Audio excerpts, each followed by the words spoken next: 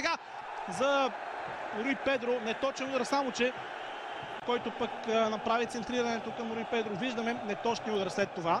Боите, с които бе открит настоящия 10-ти кръг, но най-очакваният матч, разбира се, е този, който гледаме в момента при това центриране на Диого Виана.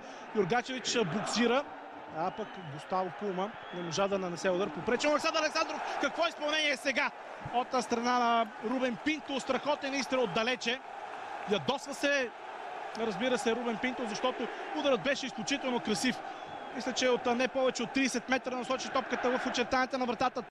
Диого Виана към Антон Недялков. Отново всички футболисти в синьо бяха групирани в наказателното поле. Рубен Пинто, този път ударът му е неточен, които са в полза на ЦСКА. И още веднъж изпълнението на Рубен Пинто и добрата намеса на Боян Юргачевич. Всъщност, защо добрата? Тя беше отлична. За ЦСКА продължава. Сигнал на Ивайло Стоянов. Станислав Манолев опита да изненада Боян Юргачевич, само че изпрати топ.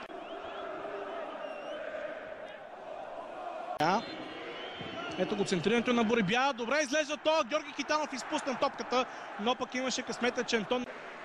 Ето я грешката на Георги Китанов. Светкавичната намеса след това.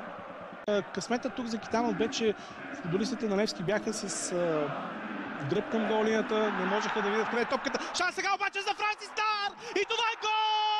1-0 за Левски и Бабатунде Деничи асистира на Франсис Нар. И така Левски с първия си точен удар в очертанията на вратата на червените повежда. Веселин Минев продължава да дразни феновете на ЦСКА. Георги Костадинов за Бабатунде на Левски, който е на трибуните.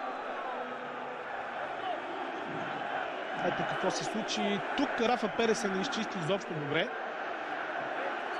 Роман Прокаска всъщност подаде към Бабатунде Деничи и Станислав Манолев покри засадата, защото другите играчи на ЦСКА успяха да се изтеглят, за да остават Бабатунде Деничи зад гърба си. Но Станислав Манолев не реагира толкова бързо. Видяхме как приключи тази комбинация. Прокаска Деничи. Франсис Нар с гол във вратата на най-големи победи за ЦСКА до тук в шампионата. От различна гледна точка пък ви показваме и начина, по който Левски поведе в резултата.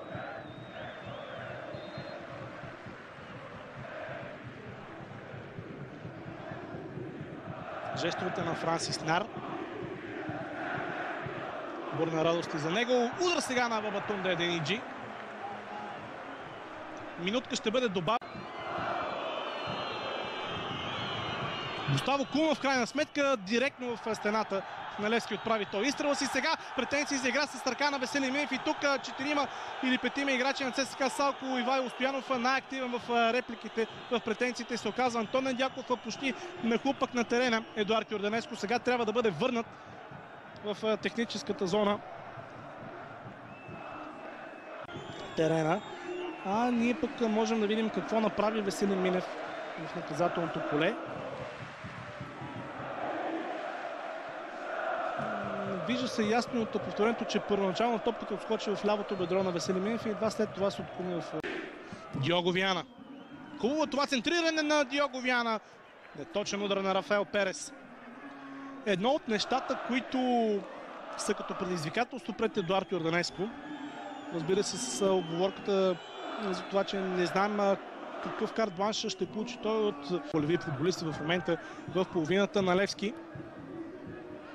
Грешка при разиграването. Бабатунде Деничи тръгва в атака. 3-1 са в момента играчите в синьо. Не бе много добро подаването на Деничи, но Рубен Пинто прави топката удобна за Георги Костадинов. Костадинов също Китанов и спасяване на младежкия национал.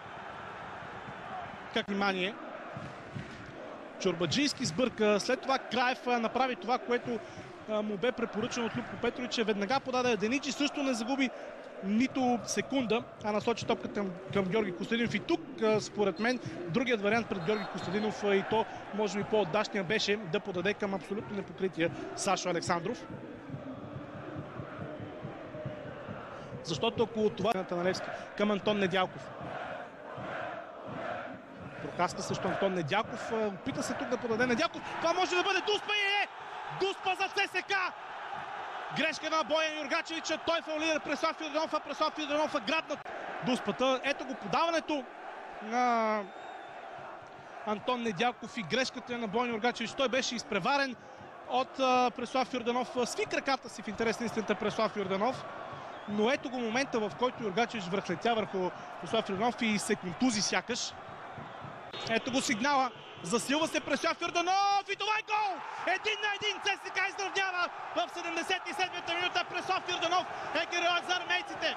Той се появи като резерва на почивката, спечели дуспата и сам я реализира. Вижте и бурната радост на феновете. Не ни разочарова този матч до момента. Кунеш също се радва на трибуните. Казали, че той е малко под коментаторската позиция, която нашият екип има. Избра грешния ъгъл Боян Юргачевич, хвърли се в ляво, докато Преслав Йорданов насочи топката надясно.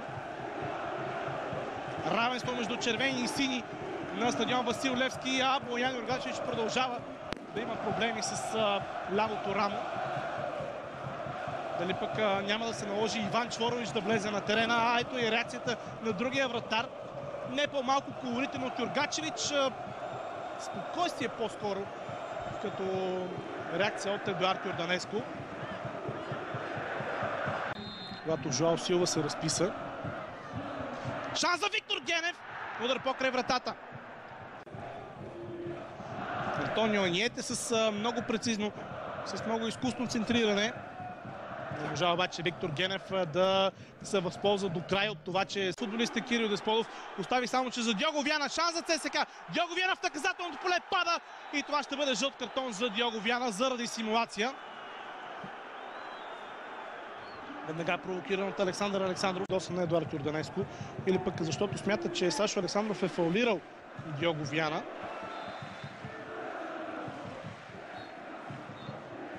С тяло игра Сашо Александров. Това е краят. Току-що Ивайло Стоянов сложи точка на спора между ЦСКА и Левски. Едуард Йорданеско започва с равенство в своята история в дербитата срещу Левски. Това добавя към визитката си румънският треньор. Иначе второ поредно равенство за ЦСКА в първенството, но и е край пък на успешната серия на ЦСКА срещу този съперник. Тя спира на 6 поредни победи. Край на успешния период за сините по отношение на постигнатите последователни успехи. Те остават 8, но пък